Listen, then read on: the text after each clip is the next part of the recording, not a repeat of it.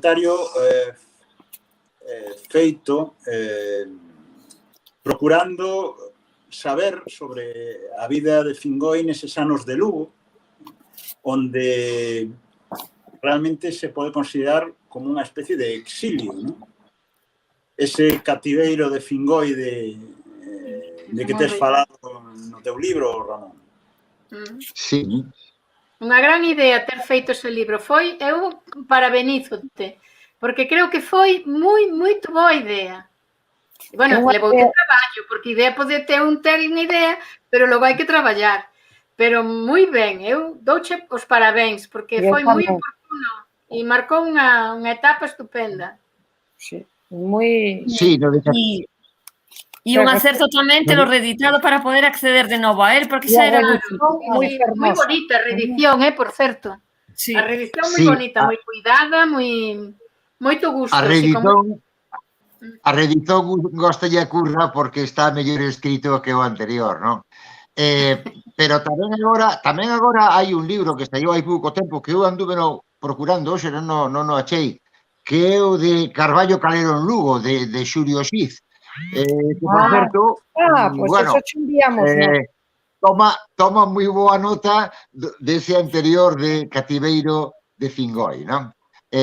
O de Cativeiro, ademais, ten así como un deseño, eu gosto dele así como moi en branco e negro, moi escueto, non? E que simboliza un pouco como as rellas de un cárcere, porque claro, o de Cativeiro, el cativo aí non estivo, eso é unha metáfora, non?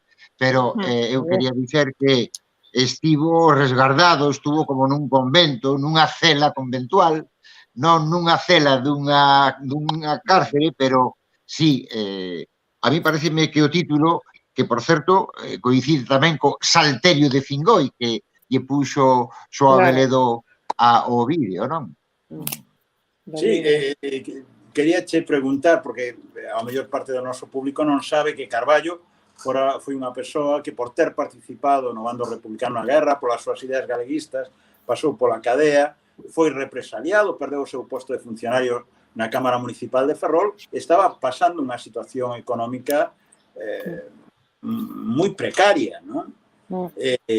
Hasta que o chama Antonio Fernández para ser director non oficial, porque non podía serlo, pero sí director de facto dese proxecto educativo de Fingoi.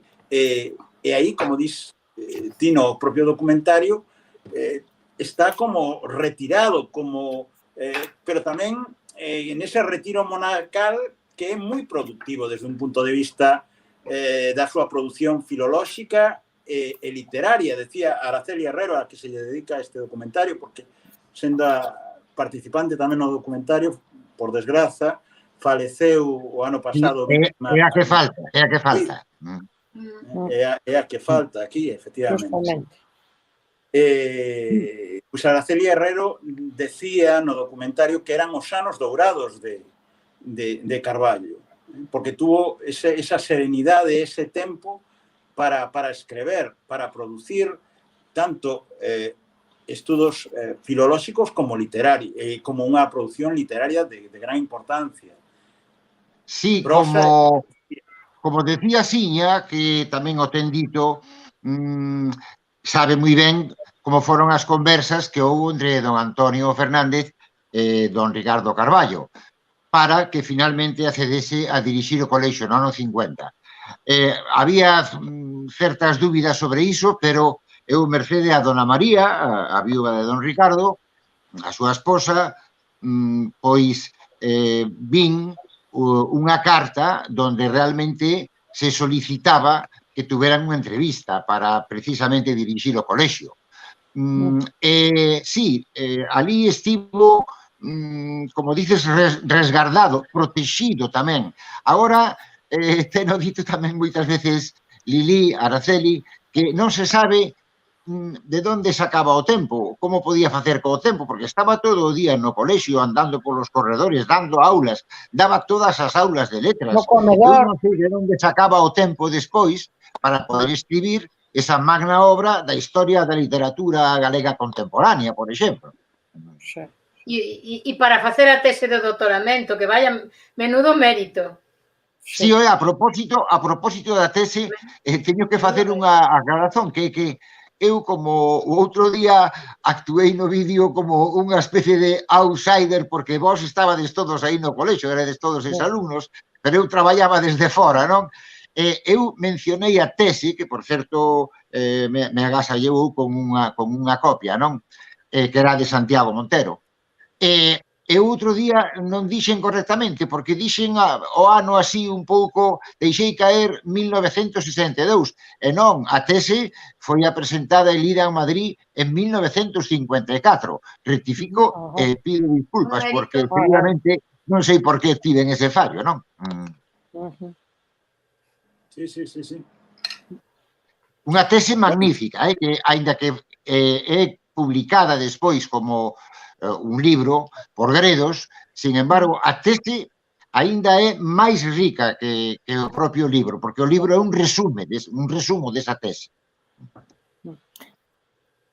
Tanto a tese como a historia da literatura galega contemporánea, que supoño que, bueno, que todos os que estudamos filoloxía foi pois o noso libro de cabeceira, e que pasados décadas seguimos ollando e seguimos consultando, non? A vixencia dos escritos del é total e absoluta. Sí, aí o teño aí en marrón con letras douradas, non? Moi consultado. Sí, eso, que sigue sendo un libro referencial, decía eu, para todos os estudantes de filoloxía.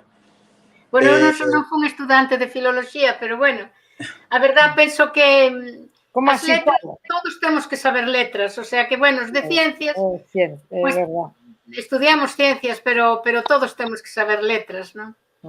Pero bueno, eu estudiei bioloxía porque estou enamorada da bioloxía, o sea que a min eso foi unha cuestión vocacional.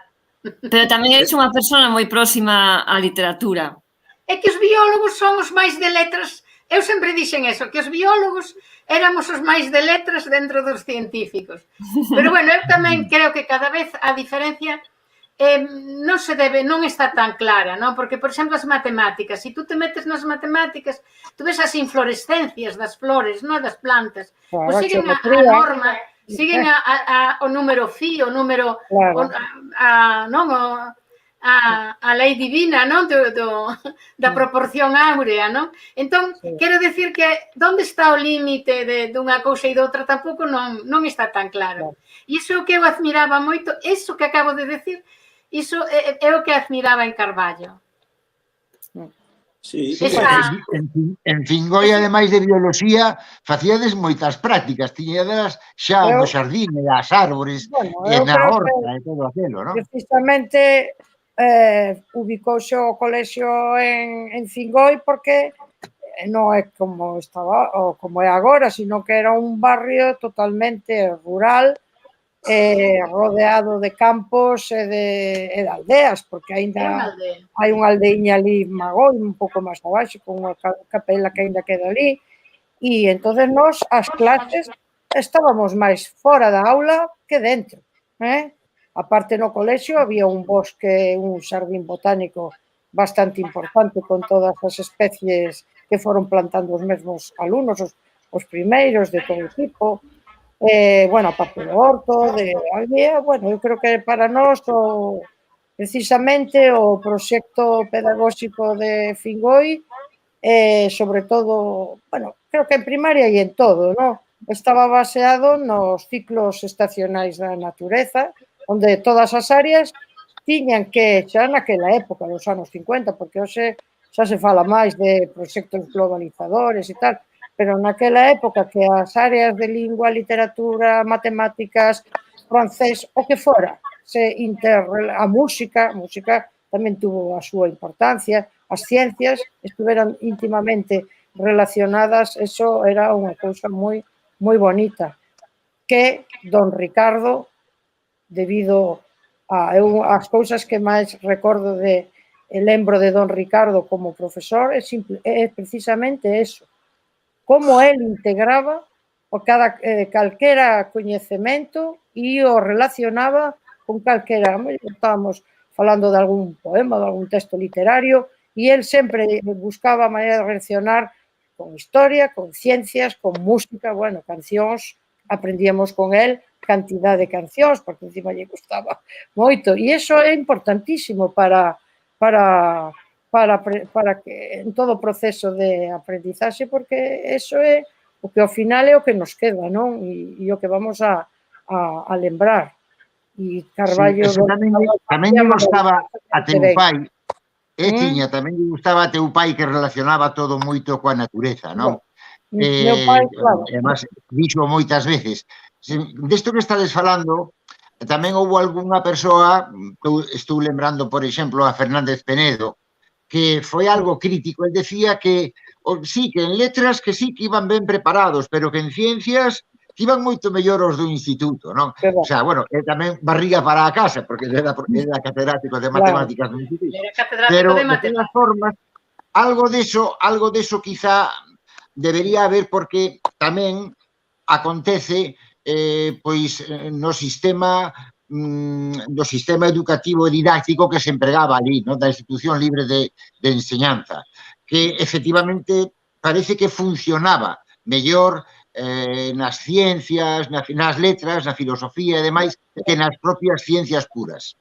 Eso non é así, porque eu, un dos mestres, aparte de don Ricardo, que impregnou e influiu moito na miña vida, incluso na miña profesión como docente, era don Vicente de Besa, que xa estaba no colexio, que aparte de ser, bueno, un mestre, porque Fingoi tiña un patronato onde había 6 mestres do Estado, seleccionados polo meu pai, non? E don Vicente foi, bueno, un recoñecido mestre, sobre todo centrado moitísimo nas ciencias naturais, porque el era apicultor, meteorólogo, el era todo. O sea, era unha maneira que tiña de enseñar as cousas tamén. Bueno, para min foi unha das persoas, Chicha tamén foi outra que era que nos enseñaba a ler e escribir pola súa maneira de ser, e don Ricardo. Para mí foron as 3 persoas fundamentales na educación que eu recibí desa primeira época, non? E, bueno, e as ciencias naturales, vaya, bueno, sabíamos cantidad de cousas, sabíamos o campo moitísimo, estábamos, xa te digo, máis fora da aula que dentro, e máis non só dentro do colexio, tiñamos o río ao lado, baixábamos, íbamos moitísimas veces, estábamos sempre aprendendo eso, da observación directa das cousas, non? Que vendo dunha maneira para despois, bueno, pois a partir de aí, pois relacionala co que fora e escribir, e facíamos textos, poemas, cancións derivados de todo eso, non? Hai que resaltar o que tamén ese gran proxecto de renovación pedagóxica que significou Fingoi, dirixida por Carballo Calero, nuns anos como os 50, en plena ditadura franquista. Bueno, pues desde que existise a coeducación, que, como ben dixía, no vídeo, era algo que non existía, que de feito non era ilegal. Coeducación, non existían libros de texto como un único recurso didáctico, nada de aprenderse as cousas de memoria, o sea, era todo moi razonado, moi cando pensado e para que comprendéramos ben as cousas, non? E iso tamén, bueno, ahora a mellor non é tan novedoso, pero naquela época, bueno, en Fingoi aínda seguimos hoxe sin libros de texto, en ningún, desde infantil hasta bacharelato, o sea, e ficción. Teño isto eu de cando tiña... Eu ese libro tamén. Hai máis, Cando tiña 7 anos. Eran as lecciones de que bonitos eran esos libros. Lecciones de cosas. Sí, conservo eu. E bueno, pois eu era bastante, eu era chaponcita, me gustaba chapar, bueno, me metía dentro dun libro e entón, realmente teño, na miña memoria, teño os dibuxos todos das lecciones de cosas, non? Pero son unha preciosidade. A mí, esos libros eran de Seix Barral, ademais, conservo tamén varios. Sí. Pero leíamos así de vez en cando, tampouco escribíamos, tomábamos moitos apuntamentos, porque claro, non habría libros de texto, e todas as clases eran todas faladas e aprendimos a escribir moi rápido, que na universidade destacábamos cando chegábamos ali collendo apuntamentos como ninguén, non? Sí. Do que falaba Joan da innovación pedagóxica, bueno, aí o capítulo terceiro, teño que falar do meu libro como umbral, non? No capítulo terceiro do Cativeiro de Fingoi, eu creo que foi a primeira vez xa en 2010 que se especificou ben cal era a didáctica innovadora do Colexio Fingoi. Non só iso que decides de tomar apuntamentos, o feito de non haber libros, o feito de ser un colexio mixto, o feito de facer teatro, e moito teatro en galego, ademais, tamén. O feito de que traballaban na horta, que facían excursións a final de curso. Íbamos a plaza a comprar tamén para aplicar innovadoras. Eso da plaza a mí me quedou grabado, ainda recordo. Importante tamén. Sí, algúns cultivaban remolacha de mesa despois coas cociñeiras. Sí. De estar facendo comida coas cociñeiras tamén. Algúns cultivaban moita remolacha de mesa e despois tiñan que comela, eso era o peor, non? A mí me encantaba, pero había xente que non lle gustaba. E don Ricardo, decías que estaba sempre no colexio, porque hasta comía con nós. Cada día lle tocaba en unha mesa. Entonces, cando te tocaba na túa mesa, xa sabías que te iba a dicir, de que lle falamos?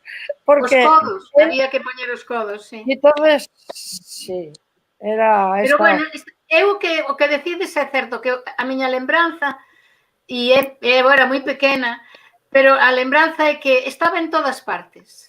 A sensación é que estaba en todas partes. Porque, por exemplo, era mala comedora, non me gustaba comer, non tiña fame, simplemente non comía. E entonces eu procuraba meter todo aquí, así, e logo xa o tiraría, non? Porque o que sí que había que deixar era o plato limpo. Bueno, pois, onde estaba el? Como controlaba que viña? E me miraba así e dice, no, está aquí. Claro. O sea, estaba en todas partes. Era esa sensación. Por iso non sei a que hora fixo. En que momento fixo a tese de doutoramento, porque non o podo entender. É verdad, non dormiría, porque os sábados pola mañá tamén estábamos ali.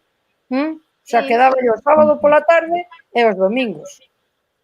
E cando falas, Ramón, do teatro, eu creo que isto foi un dos recursos pedagóxicos que utilizou, bueno, que don Ricardo utilizaba e facía moi ben, incluso moitas das obras as escribiu el, non?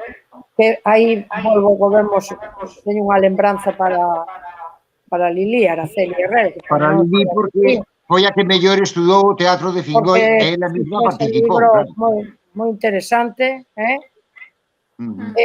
bueno, e as obras de teatro eran impresionantes porque, bueno, é un recurso estupendo porque non só bueno, pues utilizas todas as túas capacidades de expresión escénica, artística, yo que sé, para perder timidez, porque moitas veces a xente así máis tímida, non? Pois facer un actor ou de actriz é importante, poñerse cara ao público, eu que sei, memorizar, era cando memorizábamos cousas, porque a memoria é certo, non hai que cultivala, eso de decir, non aprendemos as cousas de memoria, non hai que aprender de memoria o que non se entende, pero que si o que comprendes hai que recordarlo, e para eso, un dos recursos, pues, a veces, pues, puede ser aprender obras de teatro, non?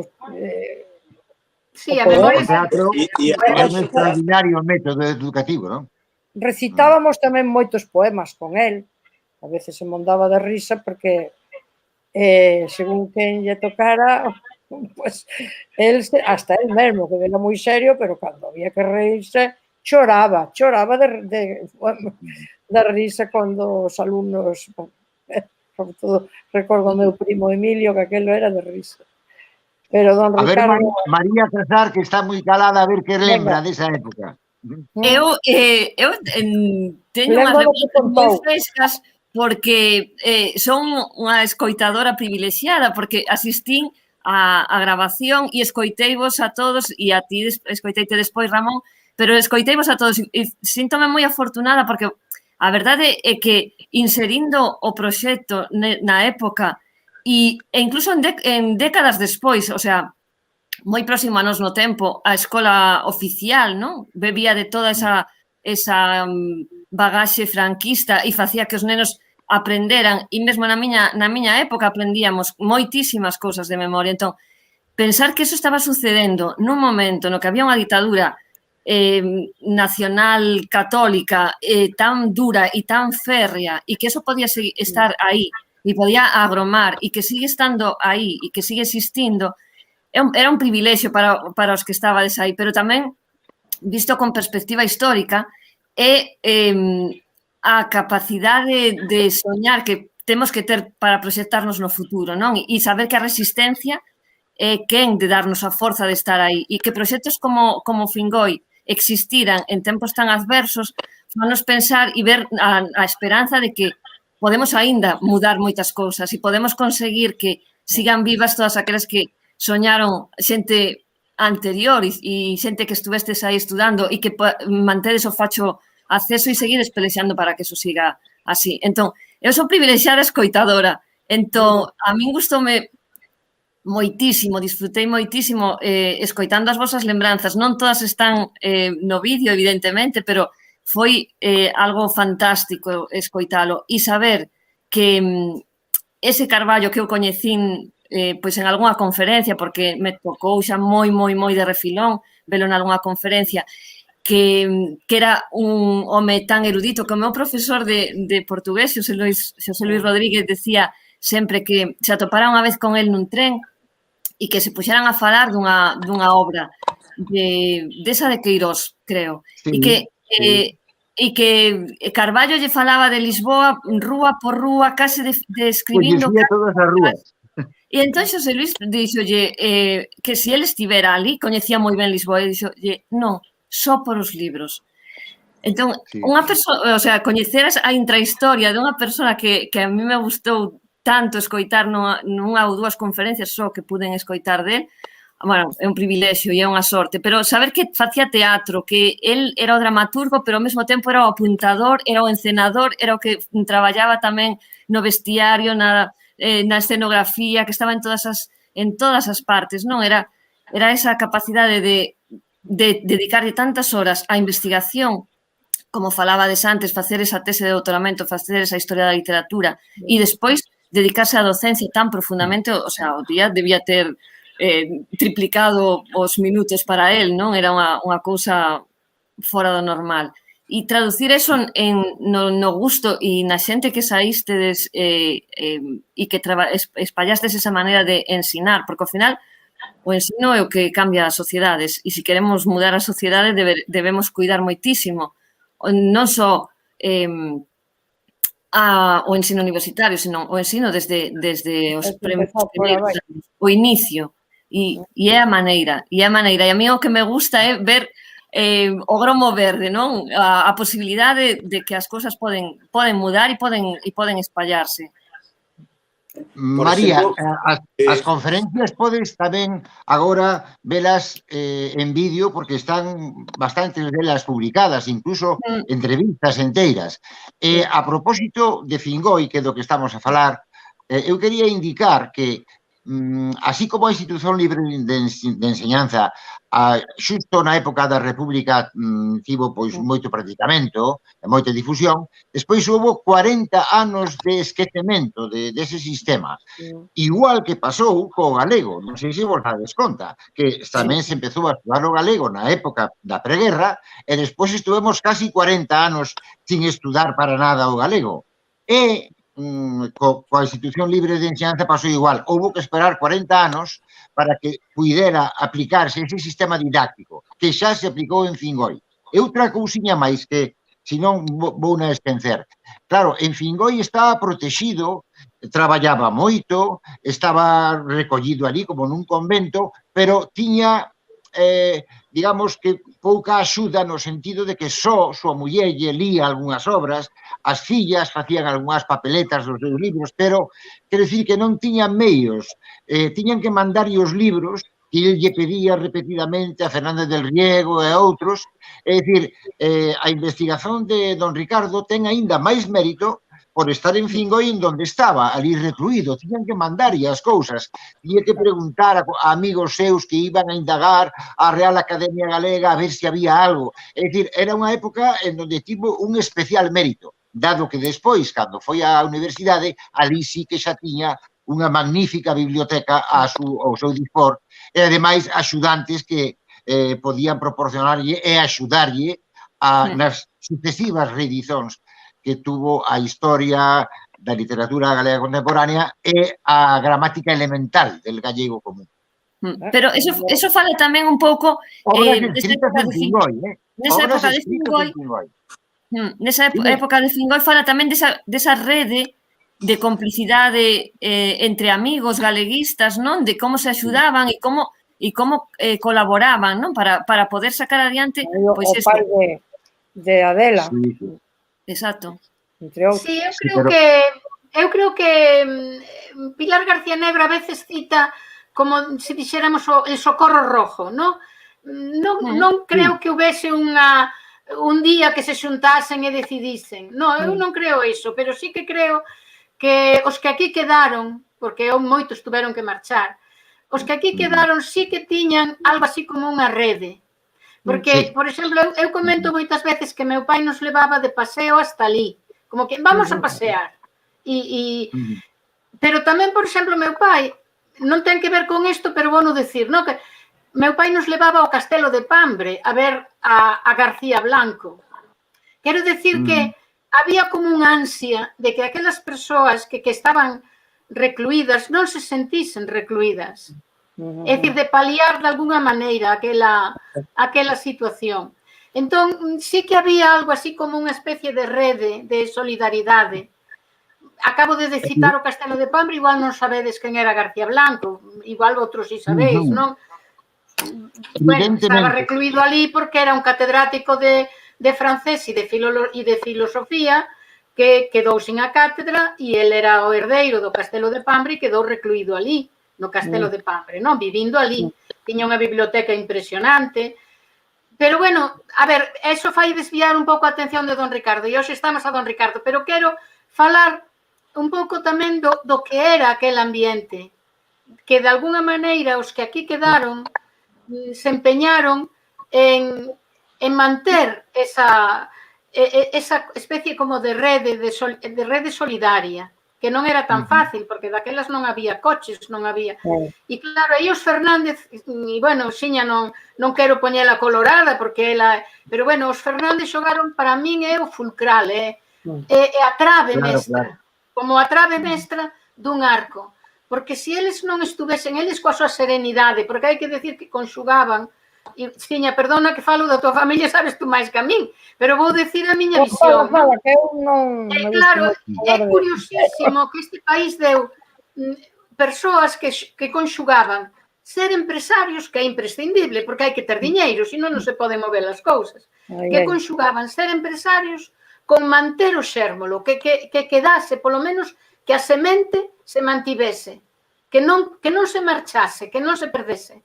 E iso para min é un papel fundamental na historia do país, porque é Galaxia, é Fingoi, é Pescanova, é Granxa do Louro, é dicir, e entón estou pensando en todas esas ramas, Valentín Paz Andrade, Viviano Osorio Fernández Tafal, é dicir, todas esas ramas que igual o que eu lle reclámolle á Universidade Galega, e nomeadamente, e perdonádeme, os profesores de galego que tiñan esa función, só algúns o cumpliron, tiñan a función de mostrar ese país que aquí non morreu, quedou esmorecendo, pero gracias a persoas que lle dedicaron unha gran parte das súas ganancias, unha gran parte do seu patrimonio persoal e o seu tempo, que o tempo é precioso.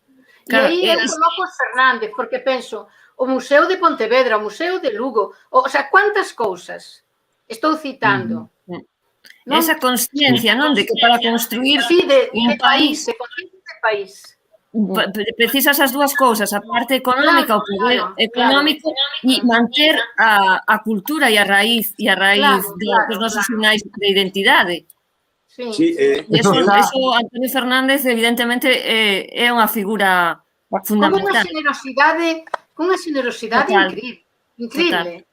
Increíble para un empresario. Estaría ben, un pouco como a burguesía catalana. Sí, exacto, acabas de citar. Porque tiñan cartos que conciencia e identidade do seu país, non? Cataluña ou Galicia, e pasa que aquí, ali, sí, estaba moi extendido e aquí non. Entonces quedou como un grupiño aí. Estaba tamén Isidro Parga Pondal, unha persona super... Exacto, Parga Pondal. Despois tomou o relevo Díaz Pardo, de alguna maneira, tomou ese relevo. Que me disculpades por ordenar un pouco o coloquio, porque senón... Estamos moi desordenados, que somos de Fingoi. O público non se vai inteirar, porque hai que decir que os Fernández, sendo importantísimos como empresarios na historia deste país, son grandísimos descoñecidos. Son aínda máis descoñecidos que o propio Carballo Calero, que tamén foi ocultado, sobre todo nas últimas décadas, polo poder oficial e por determinados ámbitos culturais. Entonces estaría ben que Xiña nos explicara quen era a súa familia, quen eran os fillos de Antón de Marcos e as empresas que fundaron, que van desde Pescanova ao propio Colexio Fingoi, Cementos do Noroeste, Frigolouro, Transcesa, etcétera, etcétera, ¿no? Estaría ben que falar, e como tamén esta familia, nomeadamente o teu pai, Antonio Fernández, pois tamén recuperaron a determinadas persoas que foran depuradas polo réxime, que perderan os seus empregos. Falamos de Álvaro Xil, falamos de Fidel Illacouto, de Parga Pondal, que era profesor na universidade, o grande xeólogo, o pai da xeoloxía galega, Abelino Pousantelo. Menuda persona era, además. Que Xiña comentase un pouco, introducindo o que foi o labor da súa familia, que non está, que non foi un labor que non foi recoñecido, creo eu. Nin está... Importantísimo labor. Pois non sei. Importantísimo labor. Eu, claro, estou aprendendo ahora, sabe, moi maior, realmente quen era o que fixeron, porque claro, nós de pequenos pasaba como con don Ricardo, en casa non se falaba apenas do que facían, dicía, tedes moitos cartos, digo, esa é unha mentira, se era tan, levaba unha educación tan austera con nós, non? Digo, se nós para comprar uns zapatos hasta que isto non se gasta, bueno, etc. Entón, eu creo que o importante, todo comezou, eu sempre digo, eles eran da zona de Barreiros, de Sarria, non? Entonces, os primeiros empresarios, e eu creo que un pouco o meu pai foi a partir de aí tamén, foron os seus tíos avós, que eran Clemente, nosotros somos Antón de Marcos, entón Clemente era irmán de Marcos, que vivían todos ali en Barreiros, pero estos de moi novos, o tío Clemente, marcharon a Madrid. Entón, ali, eles traballaban nunha carnicería. E entonces eles eran novos, debían de ter, pois, ao mellor 20 e tantos anos, pois tuveron unha idea e dicen, e nós, por que non transportamos gando da raza rubia galega de Galicia a Madrid, porque isto sería unha cousa estupenda, porque temos que ser...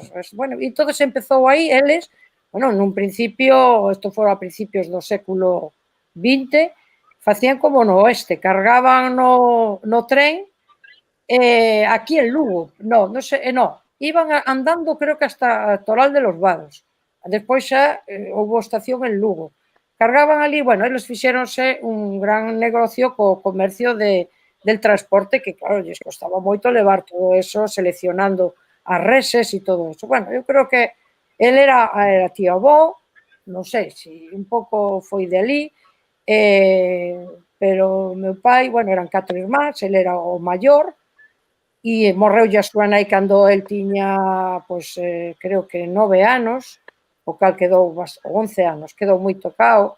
Depois morreulle o seu pai tamén aos 20, cando el tiña 21, total, que el fíxose cargo un pouco de toda o resto dos seus irmáns. A irmán máis pequeña, a tía Conchita, precisamente foi a estudiar a Madrid e estudiou na residencia de señoritas, que cando el, para entrar ali, había que escribir unha carta, por que ti querías ir a esta institución. Entón, creo que a carta do meu pai nos contaba a propia tía Conchita, Mariloli, a miña prima Mariloli, a que lle dou un saludo se nos está escoitando, decía que cando leron a carta do meu pai quedáronse coa boca aberta, non? El, claro, xa tiña unha idea, foi antes de crear Fingoi, pero el sempre tuvo unha idea de como debía de... Bueno, era un home con moito sentido común das cousas, entonces, claro, pois tamén relacionado coa educación, co que fora. Entonces, en Galicia facía falta o desenvolvemento económico de Galicia. Bueno, pois sempre todas as súas empresas sempre foron pensadas para o desenvolvemento económico de Galicia, tamén despois a nivel cultural e educativo, non? Fixo moitas cousas en donde iba implicando a moita xente, como decías, por represaliada, bueno, a cantidad de xente que sacou da cadea ou non, ou se non estaban non podían, como Don Ricardo, como Carballo Calero, como moitos outros. Álvaro Xil salvaronlle a vida. Álvaro Xil tamén, bueno. Salvaronlle a vida. Eu, claro, como nin era pequena, eu era mellor nin nacera cando foi todo isto, fui no escoitando despois, non? Pero lo importante era, eu creo que cada empresa que el fundaba tiña moito sentido e había unha gran necesidade. Bueno, pois primeiro foi Celtia. Necesidade de, pois entonces había unhas plagas enormes, pois había enfermedades moi grandes. En Galicia había moita tuberculose tamén, con Pérez Mel, que era un inspector de sanidade, fixeron, el donou un aparato serio, unha fotoseriación, que había un autobús que iba por todas as escolas detectando, por exemplo, a tuberculose, non? El meteuse en todo tipo de accións onde facía falta, fosen científicas, sanitarias, empresas, educativas, bueno. Entón, claro, nós éramos 12 irmáns e el era de Barreiros. Entón, para el, outra das súas grandes preocupacións era o desenvolvemento do rural galego. A agricultura daqueles tempos era algo paupérrimo, non? Que a xente non só vivía moi mal, en moi malas condicións. Entón, aí foi onde empezou a innovar un pouco no ano 39, foi cando ideou a granxa de Barreiros, porque a xente sempre confunde escola, granxa, non. No 39 creou a granxa de Barreiros como un modelo que servira de modelo para os veciños, que lles traía pois, a especialistas como de la Cruz Gallastegui, eu que sei, a moita xente moi interesante para dar conferencias, formalos, pero aquela xente, claro, era xente que non tiña nin estudios, nin nada. Entón, aos 10 anos, meu pai cansouse e un pouco decepcionado, foi cando creou, dixo, non, hai que empezar polos nenos. E entón foi cando fundou a granxa Escola de Barreiros, sempre os mesmos principios que para Fingoi, un proxecto de desenvolvemento rural e ao mesmo tempo integrar o que era o desenvolvemento económico da agricultura, pero facendo a través da escola, non? Entón, na Escola de Barreiros, pois tamén se daban moitas conferencias, non só cursos para mestres. Cursos para mestres. Os maiores. E despois se creou a rede de cursiños de formación de mestres durante 30 e tantos anos, porque el tiña a teoría de que os mestres, claro, procedían do rural, pero cando chegaban á cidade xa se facían urbanitas e rexeitaban o que eran de onde as súas orixes, non? Entón, el estaba convencido, non todos, pero creou ese proxecto no ano 48, que trouxo como primeiro mestre e galeguista Avelino Pousa Outela. E un dos grandes discípulos, bueno, cando se... Aquela escola había 45 alumnos, pero cando se fixo o anuncio había máis de 100 personas nenos para entrar. E tamén aquel funcionaba todo o día, e os sábados, porque daba clases polas mañán aos pequenos, pola tarde aos medianos e pola noite aqueles que querían seguir estudios pois para magisterio, como entre eles estaba, por exemplo, este ano está homenaxeada a súa filla Xela Arias, pois Valentín Arias.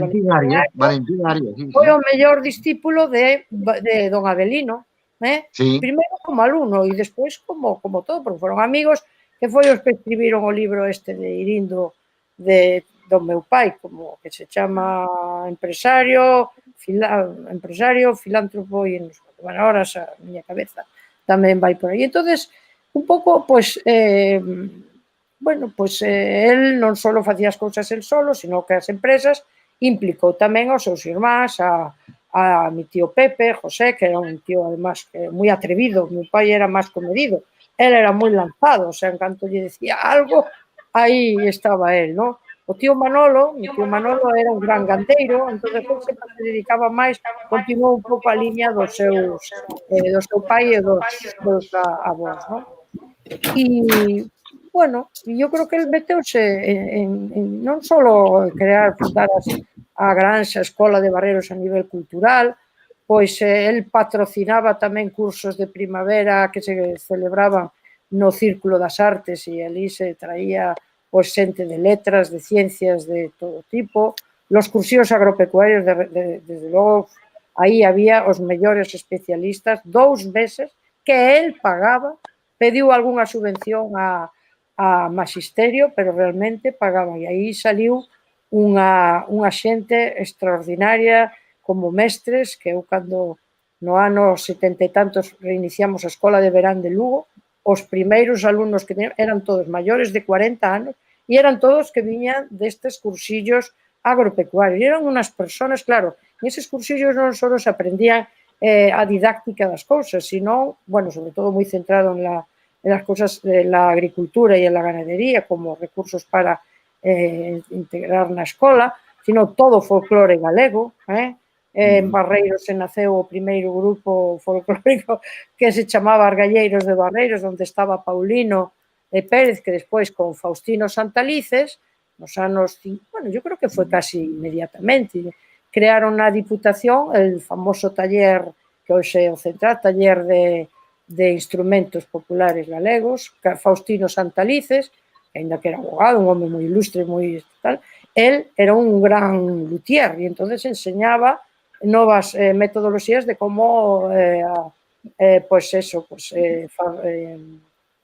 fabricar gaitas e zanfoñas tamén, porque os meus irmáns maiores, quen lles enseñaban todas aquelas cancións, onde vai aquel Romeiro, onde vai... Era don Faustino Santalices, que viña moitas veces polo colexio tamén, e tamén, bueno, ali todo o mundo iba pasando, non? E, bueno, pois que eu creo que foi unha cousa moi completa relacionada con diversas actividades, tanto culturales como económicas, sociais, educativas en Galicia, pois foi un grupo de xente moi interesante. Bueno, digo meu pai tamén concretamente, porque eu creo que era un hombre tremendamente lúcido, que eu cada vez que descubro novas cosas del me quedo coa boca aberta, non? Ainda hoxe, non? E hai que asinalar tamén que o teu pai... Sí, perdón, Ramón. Hai que asinalar tamén que Deus os criou... Galaxia.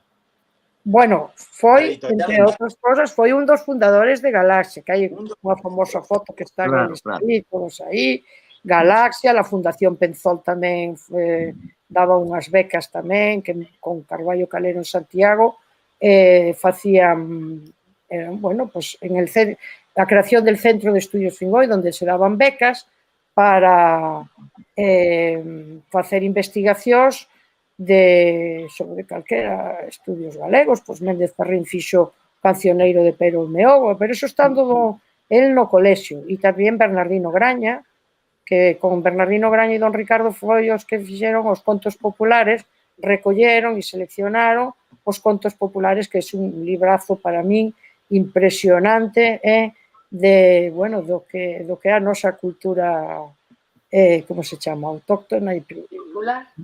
Sacaste da boca, sacaste da boca que iba a decir, eu iba a dicer o de Galaxia, o de contos populares da provincia de Lugo, que somos lucenses, Madia leva, e hai que dicelo tamén.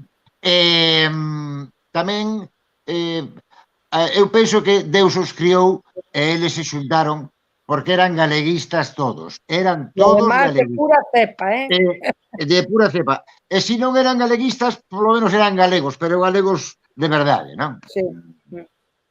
E o ensino en Fingoi, Ricardo Carballo Caballero, a pesar de estarmos en uns anos como os do franquismo, foi un ensino galeguizador. Ti, Ramón, os asinalas no documentario, non? Ele introducía o galego a través do teatro, a través das poesías. Ainda que non fose unha ensinanza, pois non podía ser reglada, normalizada do galego, si o era. Por ósmose, como tamén di...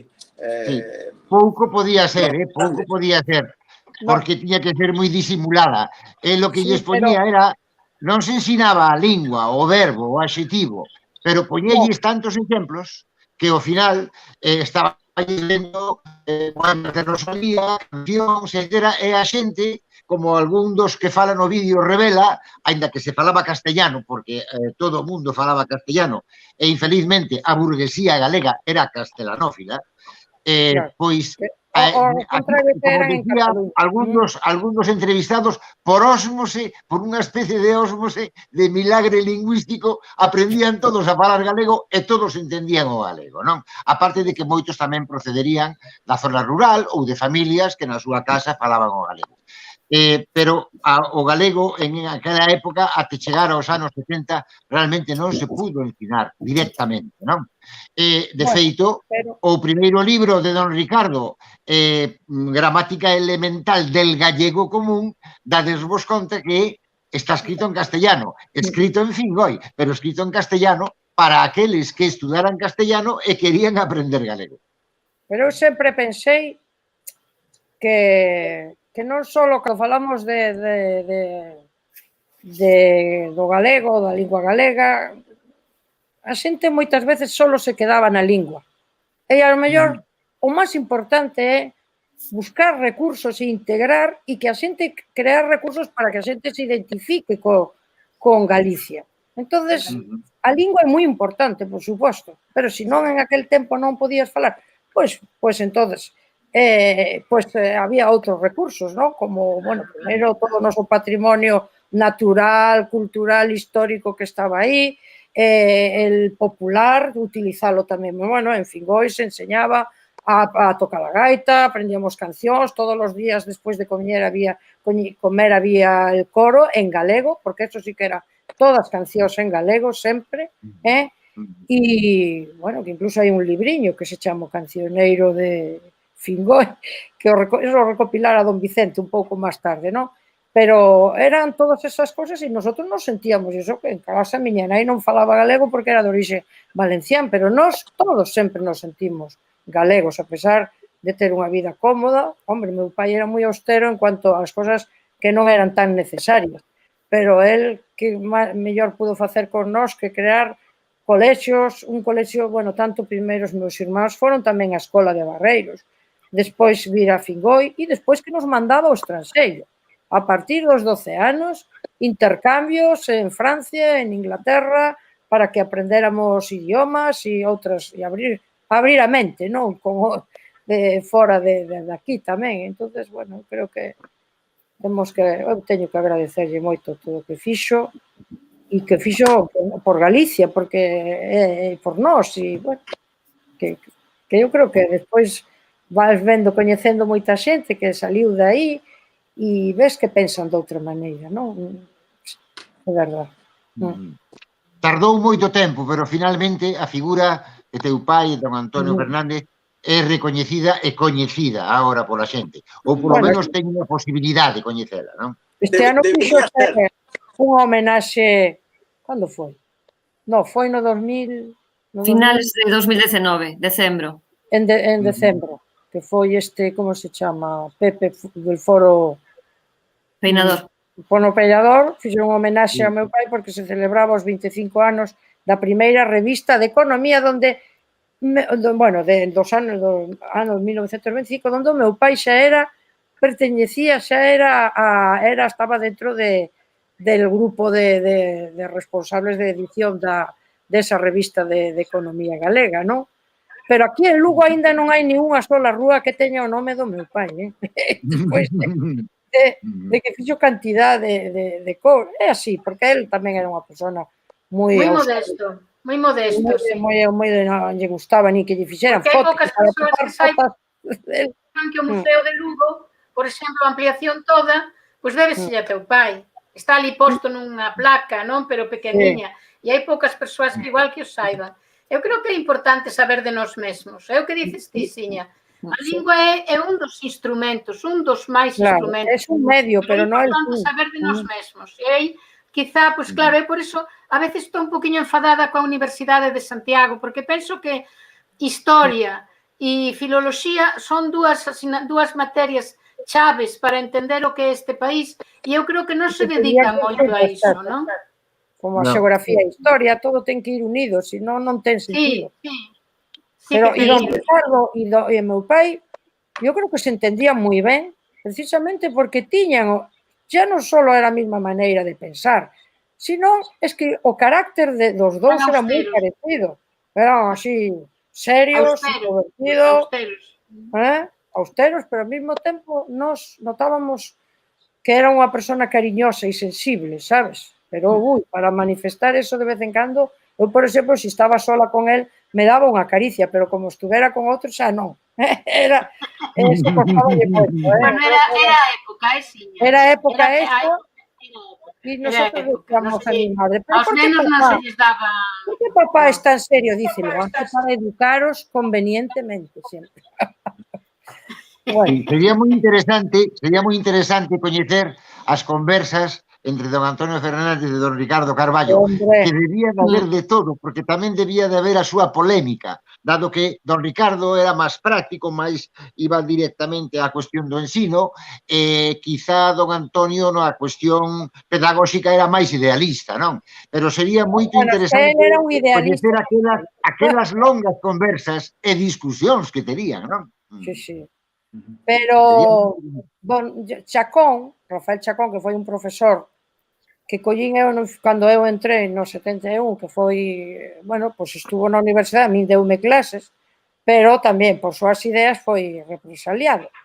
E tamén con motivo do homenaxe a Carballo Calero, un día, fai tempo, chamoume e tiña unha carta que don Ricardo lle mandara ao meu pai, donde el xa manifestaba que, funcionaba bastante mellor o que era el párvulos, que todo se chamaba aí primaria, e en bacharelato, que empezaba cando tiñamos 10 anos, os profesorados, salvo Carballo Calero e, por exemplo, Manolita López Penela, recuerdo como unha gran profesora de ciencias, aínda que faltaba moita clase, pero era moi boa, pero o resto eran unos profesores malísimos, porque o meu pai tiña a teoría de que primeiro tiñan que demostrar o que valían e despois xa lles pagaba ben. Entón, cando cheguei eu, fixen todo o contrario. Primeiro pago ben, se non resultan, pois despois lle dices que se vayan. Porque, claro, se eles non se implican nun proxecto desta categoría, non poden seguir aí. Es que ten que ser ao revés, non? Pero, bueno, eran aquelas épocas e as cousas foron cambiando, algunhas, pois... Gostaría tamén de que falásemos un pouco de don Ricardo, que como intelectual maldito, non? Sí. Eso do que fala Ramón na parte final do documentario, non? Tamén do culto a don Ricardo, verdad, Curra? Eu que estaba escoitando a Siña, aparte de que, Siña, eu sabes que teño unha admiración, xa ao cabo de manifestar, pero tamén quería mencionar aquí unha etapa que neste país non se recorda moito e que foi o primeiro encontro de movimentos de renovación pedagóxica que se realizou en Barcelona, porque hubo un ministro, un luxo de ministro, que, como sempre España é terrible, España é terrible. Marabal, o ministro Marabal, que realmente a ideoloxía de Fingoi... con xeito que se fixo neste país. E a única. A primeira vez foi unha esperanza tremenda, non? Que se estaba de agora estar tomando daquela época. Claro, exactamente. Entón, nos apoiamos... Eu estaba naquel momento na Asociación Sociopedagóxica, que fun unha das fundadoras tamén da ASPG. Pero, bueno, e entonces nos, que facíamos xornadas do ensino, chegamos a facer hasta 15, me parece, 15 anos. Don Ricardo era a figura de xornadas do ensino, do movimento de renovación pedagóxica, porque representaba a Fingoi. Nos non viñamos, Rasiña, nos non viñamos como a SPG a Lugo, porque xa estaba Fingoi. Nunca fixemos xornadas do ensino en Lugo, porque xa estaba Fingoi. E facíamos xuntanzas. Claro, e estábamos sempre en contacto, eso é verdade. E entón, cando foi aquel movimento de renovación, aquel encontro de Barcelona con Marta Mata, organizaban Marta Mata, Rosa Sensat e ministro Marabal, era unha aspiración a facer unha renovación total do que estamos falando aquí, unha renovación total do ensino, que houvese cambiado o aspecto do país, houvese cambiado o aspecto de España inteira. Pero bueno, había forzas moi reaccionarias que non deixaron. Pero sí que quero decir que nos levamos a don Ricardo a Barcelona. Hai unha historia interna que non vou contar porque foi moita tensión, hubo moito boicote interno para que non se puidese ir a Barcelona, para que, o sea, foi moita tensión. Pero don Ricardo, que era un home moi enteiro, cando nos lle dixemos, bueno, non te falaron para que non viñeras, non te... Dixo a mí, eu cando tomo unha decisión, a tomo e vou hasta o final. Eso foi unha frase. E a outra frase foi, eu solo son dun partido, que era o Partido Galeguista. Como non o hai, non son de ningún partido. O sea, quero decir que el era, a súa idea era independiente. E non vale a pena andar a remexer aquí porque o país hai no que seguir construindo. Veña. E entón, así que en Barcelona, el foi a gran figura. Eu vos podo decir que en Barcelona don Ricardo foi a gran figura, porque contaba xustamente a súa experiencia de Fingoi. Era o que iba a contar el ali. E, bueno, non iba a contar solo eso, claro, don Ricardo era unha gran figura, pero el realmente o que iba era a tratar de que aquela experiencia de Fingoi, aquel xérmolo, pudese ser trasplantable, pudese ser estendido aos outros lugares. E, bueno, agora xa por decir que a min o que recordo daquelas 2 semanas que pasamos en Barcelona, agradable, que bailamos a sardana o domingo diante da catedral, porque ele era un home festeiro. A parte da súa austeridade, era festeiro. E nós fixemos... E cantaba zarzuela. Entón fixemos unha homenaxe aos galegos todos que estábamos ali, e fixemos unha homenaxe a don Ricardo, porque claro, era a gran figura que levábamos. E todos os galegos que foron, que iba xente da universidade, iba, a pesar de todas estas zancadillas, cambadelas que se puxeron ao final, a pesar de todo, iban bastantes galegos. Entón, fixemos unha homenaxe nun restaurante que se chamaba Can Cullereta, porque eu lembro aquelo, Can Cullereta, e entón, ao final da festa, foron as zarzuelas. E a min gustame moitas zarzuelas, a mí miñas tías me enseñaron moitas zarzuelas, e eu sei zarzuelas. E entón, lembro como unha delicia aquelo, o sea, o lembro con auténtico, non sei, gusto. E era, para min, Siña, quero che decir que aquelo tantos anos despois, catedrático da universidade, no ano 1983, cando se fixo aquelo, e el... era como a flor que non sabes? Así, esas tranquilo, unha delicia. Aquelas 2 semanas en Barcelona, herdeiras de Fingoi. Zarzuela, Sí, por eso xa estou dicíndote que eu cantei con el zarzuela. Porque a nós tamén cantou todos os días. Quería voltar a pregunta que nos fixo hace 17, 20 anos, que cóbado con Otero Pedrallo e con escribía a revista, nós, nada menos. Despois, veu o Xiero, tamén en esa época dos anos 50, que se corresponde a Fingoi, máis ben, don Ricardo foi un escritor e ademais se defendía magníficamente como se facía unha historia de literatura de facer unha gramática, tiñan un libro. Todo iso foi moi ben, entón, non é que se convertía o profesor maldito, mas a traición polos seus propios compañeros, con X e con X. E que se siga celebrando no 2021 é que un ano non lle che. Por certo, eu na primeira ocasión que teña un pequeno podcast que me está facendo agora a miña filla María, que se chama Achegando a Literatura, fago un pouco de publicidade, falamos de Rosalía, de concreto, eu teño pensado falar tamén de don Ricardo Carballo Galego, como autor literario e como filólogo. Sí, moi ben. Hai que decir que non quedou moi claro o de maldito ou non maldito, porque maldito, entendemos que os poetas malditos son outra cousa. Ele é un poeta moi clásico, é un poeta clásico, un poeta que toca moitos estilos. Por certo, un dos seus mellores libros, en iso tiveche moito acerto, xo lero, é un dos seus mellores libros, é Salterio de Fingoi. Ainda que algúns consideran con razón que son os últimos libros, Reticencias, Cantigas de Amigo, etc., os seus mellores poemarios. Pero hai que seguir reivindicando sempre a figura de don Ricardo, porque é unha imaxe tan excepcional, de tal talla, que por moito que o queiran tapar, é como se queiran tapar con un lençol ou con unha saba a Catedral de Santiago. Vai ser imposible. O sea, don Ricardo vai seguir sempre e a súa imaxe non vai a poder ser escrita.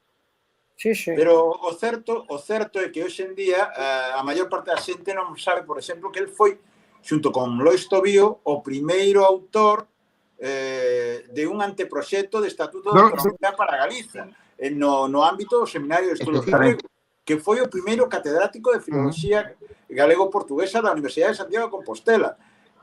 Todas esas cousas a xente non as sabe. Que foi o primeiro escritor de prosa, a xente da Barreira despois da Guerra Civil, con un estilo moi oteliano.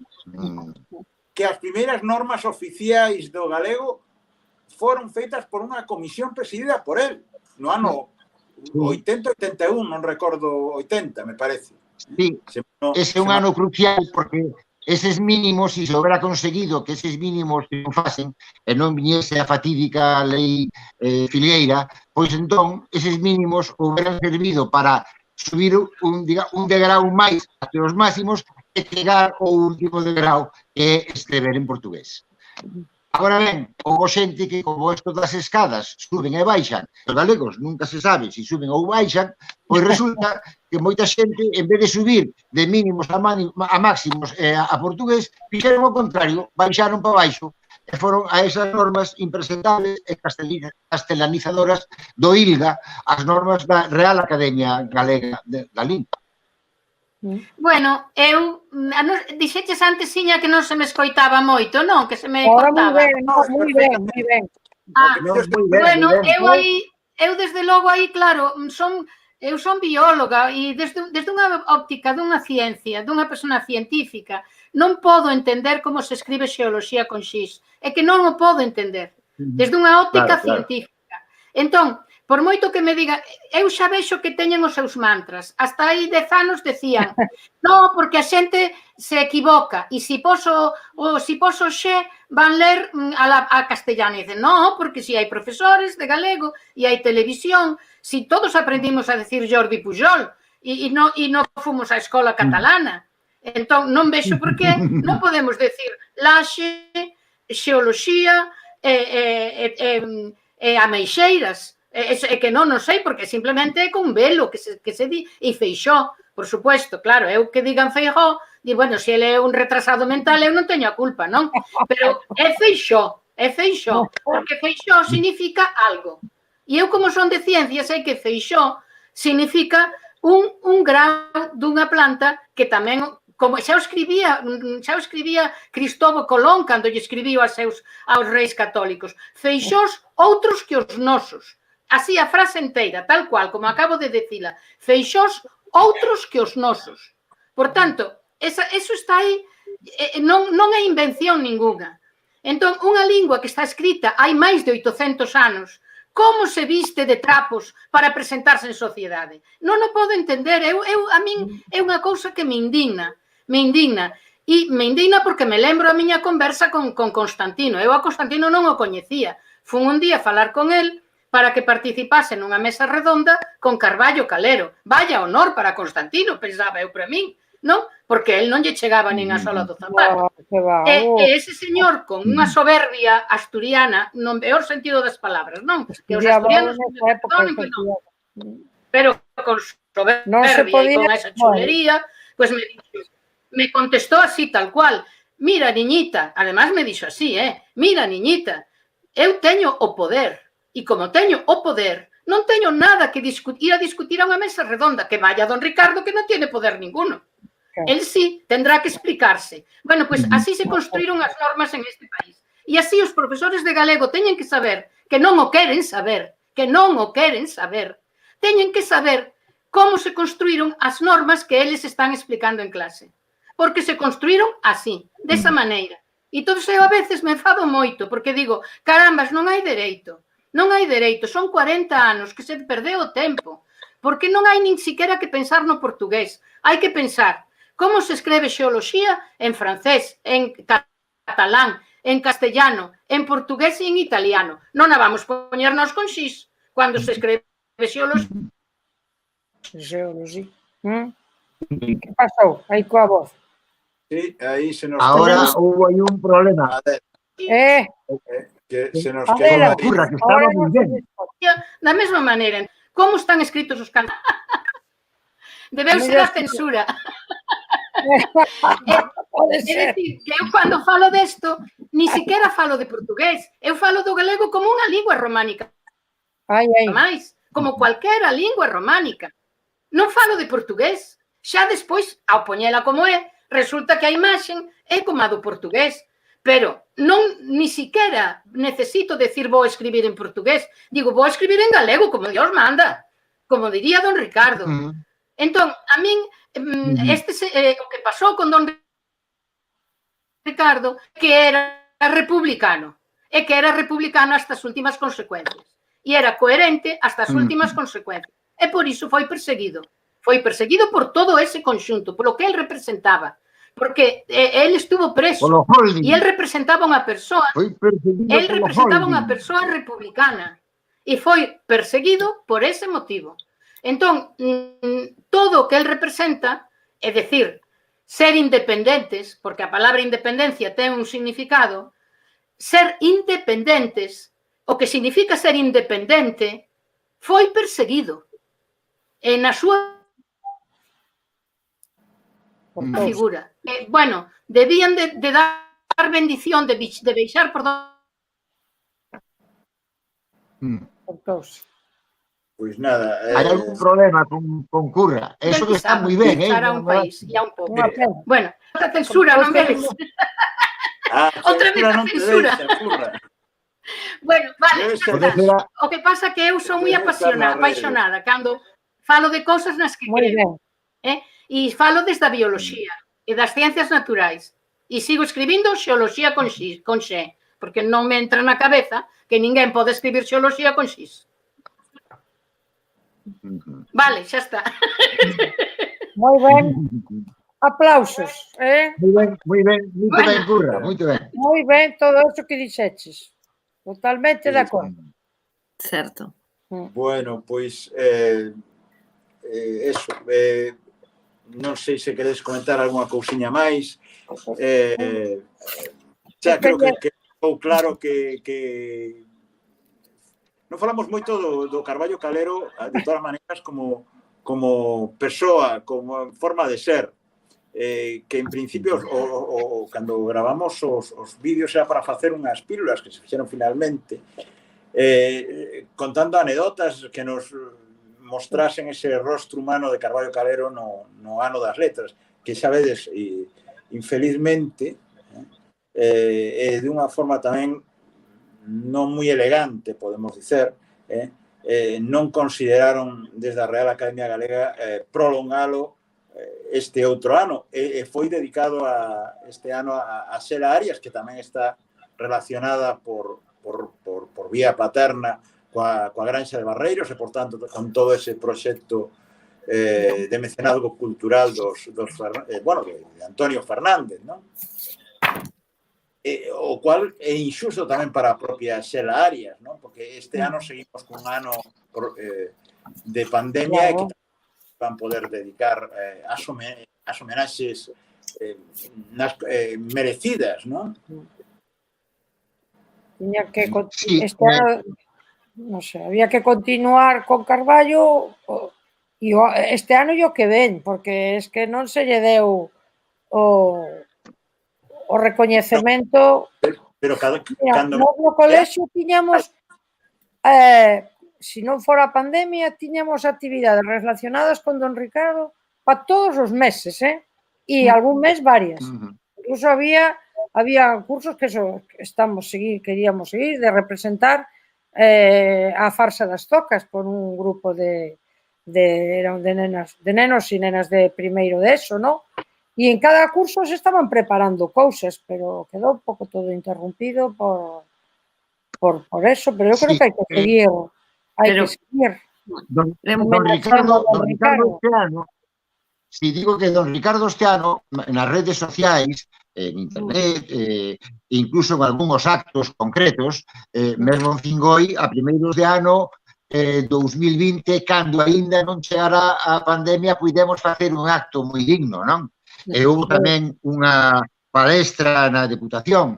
Ben, pero de Don Ricardo falamos moito, eu mesmo cometín o erro no vídeo de falar moito da persoa, de falar de certas anécdotas e circunstancias, pensando na xente que non o coñeceu, non? Pero non debemos de falar tamén da súa obra, porque o que vai ficar de Don Ricardo, a parte das fotografías, e os vídeos, e as entrevistas, é a súa obra, non? Entón, lembrar que nesa etapa que nos estamos centrando hoxe, da etapa de Fingoi, entre 1950 e 1965, publica A xente da Barreira, que fora premiada antes, pero foi publicada en 1950, Anxo de Terra, que tamén é outro poemario do ano 50, escrito antes, pero publicado ese ano, Poemas pendurados dun cabelo, que ese xa sí é propiamente lugués, ese é do ano 52, o de 7 poetas galegos, o de aportacións á literatura galega contemporánea, que está escrito en español baseado na súa tese, a contribución ao estudo das fontes de Rosalía, que é o seu magnífico discurso de entrada na Real Academia Galega, Versos ignorados ou esquecidos de Eduardo Pondal, publicado pola Fundación do Colexio Fingoi, pero onde está a mau clarísimamente de Don Ricardo, ese libro tan importante que é Salterio de Fingoi, e desde logo a historia da literatura galega contemporánea publicada por primeira vez no 63, que é a súa obra magna, aínda que despois, non sei se é xusto dicir que é a súa obra magna, porque ele despois publicou moitísimos centos de importantísimos artigos filolóxicos e literarios, de crítica literaria, que, quizá, sumados todos eles, dan tamén outra historia monumental da literatura galega, xa non contemporánea, actual, non? Ben, entón, eu quería finalizar con unhas palabras de homenaxe ao que foi o noso profesor, o noso mestre e o noso guía. E síntome moi honrado de ser un discípulo menor, si se quer, pero moi honrado de poder defender a súa figura. Lembro como a última anécdota que vou contar, que unha vez nunha aula, e vou a decir quen era o impresentable do profesor, que era Ramón Lorenzo, nada menos, non? Insultou públicamente na aula a Don Ricardo. E eu, que xa era capitán da Mariña Mercante, por tanto non era un neno, levanteime desde a última mesa e dixenlle: diante de min non se fala mal de Don Ricardo Carballo Calero. E que pasou? Ramón Lorenzo calou, porque non era, dentro dos seus atributos non está a valentía tampouco, non? Pero todo o mundo me dixo: xa suspendille a historia do español, despide historia español de quinto, a lo vai. Non suspendín. Pero quero dicir que a figura de Don Ricardo hai que defendela con obras e con palabras en todo momento, porque é unha figura absolutamente digna de defender. Eu penso que un dos galegos máis importantes do seu século é un dos galegos que eu estou moi feliz de ter coñecido. Xa non vos falo máis porque parece que estou soltando un sermón.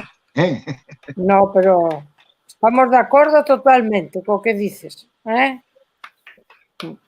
Porque eu creo que porque tamén, non sei se sería pola súa maneira de ser, que son personas que van dunha gran valía en todos os sentidos e van quedando aí, non? Pois con Carballo poño un pouco de exemplo tamén o que pasou con meu pai, non? Que están aí, né? Bueno, está a obra, o que fixeron, e é o que temos que valorar. A súa obra é o que dicen.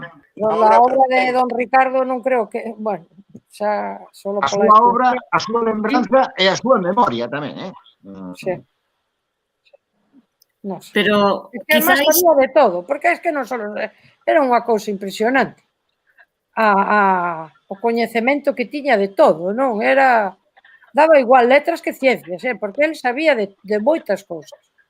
Moi ben, e eu creo que eso é un recordo que te queda, porque unha persona tan seria como era el, que a recordemos todos tan ben e que non se nos olvida os seus ensinanzas, pois algo tería que ter, non? Despois de 30 anos morto, despois de 30 anos.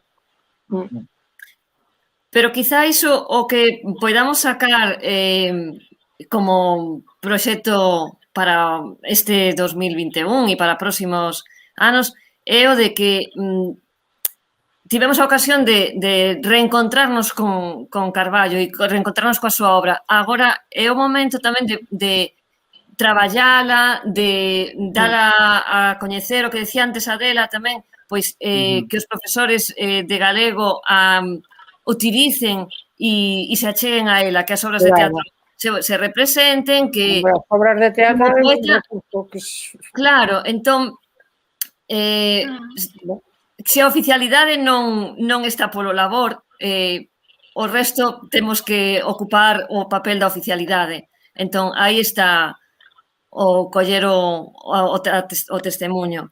E como decía Ramón, iba a ser a súa última intervención. Digo que a pandemia evitou a súa divulgación no ensino, pero é traballo dos profesores, e sobre todo dos profesores de lingua e literatura galega. Claro. E como sociedade e como membros de, pois, ás veces, da docencia, pero tamén de outras asociacións e de activismo cultural que exercemos cada quen desde ese papel de resistencia cultural, pois é labor de cada quen de estar aí e de fomentar o seu coñecemento. E eu creo que foi unha ocasión que non foi evidentemente aproveitada, pero é esa ventaniña, esa xanela aberta, non, para que poidamos entrar a traballalo. E iso é o que debemos sacar como non hai apoio de outro tipo, pois tirar con el para adiante. Como decíades, supoño que estamos nos últimos minutos das nosas intervencións e xa para ir acabando. É unha miña última intervención que pois recuperei e saquei para ter agora aquí un poema de Salterio de Fingoi, o título ha caído para esta reunión de hoxe, e vou a rematar entón con eses versos de Carballo, que o que creo é que realmente era eso, un intelectual en letras mayúsculas, pero para min o máis importante que descubrín volver a chegarme aos seus libros de poesía que tiña algún por aí, pero outros recuperei, e como poeta me parece fundamental e interesantísimo para estudar.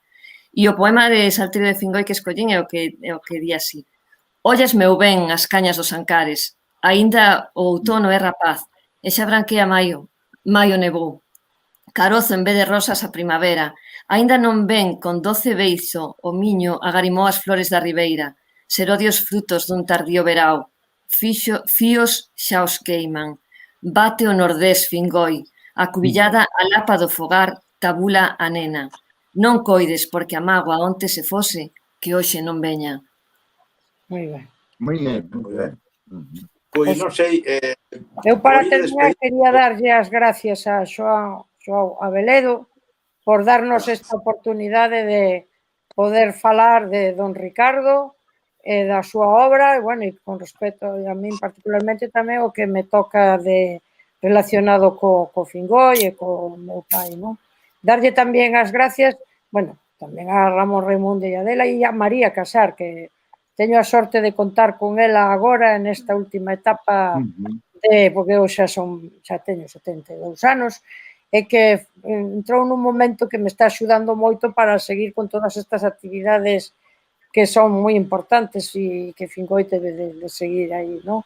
E tamén lembrar a Lili e que esta oportunidade que nos, cando estábamos todos reunidos facendo o documental, estábamos todos xuntos ali e que foi aquela mañá foi unha delicia de convivencia entre todos e sobre todo, bueno, pues unha das que estaba ali, eu reñía ainda con ela porque falaba tanto que non nos deixaba falar os demais e, bueno, pues quero Lili está aí e a toda a súa persoa e obra que siga sempre aí presente, non para todos nós. Certo. Eu tamén quería render homenaxe a miña amiga Lili Araceli Herrero, da que neste libro, ao final, aparece dedicado a ela in memoriam. Moi ben. Como aparece tamén dedicado a ela in memoriam o noso... Xoao Abeledo. Tamén moi bon detalle. A Araceli voto moito de menos. Voto a moito de menos, quero decir que a nivel de amiga e a nivel de prima e de conselleira, porque ela moitos dos meus textos os miraba, gastaba a súa opinión, para min era unha opinión de calidade. Pois moi ben. Ben, pois Montro... Para min é un privilexio estar con vos e ter asistido pois a esa parte de coñecemento das vosas memorias que ao final os povos se construen ca memoria de cada un dos seus habitantes e a vosa memoria é fundamental na construción deste país. Pois nada, se non tedes máis que decir, xa acabo eu este coloquio agradecéndovos a vos a participación e a vosa colaboración ao, por suposto, ao Colexio Fingoi, a ti, María, e a Siña por organizarmos aquelas grabacións, tamén a ti, Ramón, esa grabación no Pazo de Adelá, e claro, coa lembranza de Lili, de Araceli Herrero, que este ano, o ano pasado, maldito, do COVID nos levou. Decir que a min a grabación me permitiume tamén coñecer mellor a Carballo Calero e coñecer mellor a obra de Antonio Fernández, non? Do que eu tiña xa desde había moitos anos referencias, pero vagas, pouco concretas. E acabo, entón, xa con unha frase de un dos nosos seguidores no Facebook de Fitzpousa que di que precisamos moitos Ricardo Carballo na Galiza. Tiñamos nos en tempos unha frase que decíamos máis Carballos e menos Piñeiros. Pois iso. Que construamos... Pero infelizmente Carballo Calero xa non volve a haber máis ningún. Foi un personaxe único, excepcional, por completo. Pois moi ben. Se os parece, se non deixámoslo aquí e vámonos despedindo. De acordo? De acordo. Parabéns a todos. E un abrazo moi forte. E animo a todos o documentario, por suposto, que está nas redes. Moi ben. Pois moitas gracias. A vos, gracias. Un saúdo. Chao, chao. E agora, onde borramos? Aquí. Ahora vamos saindo. Supoño que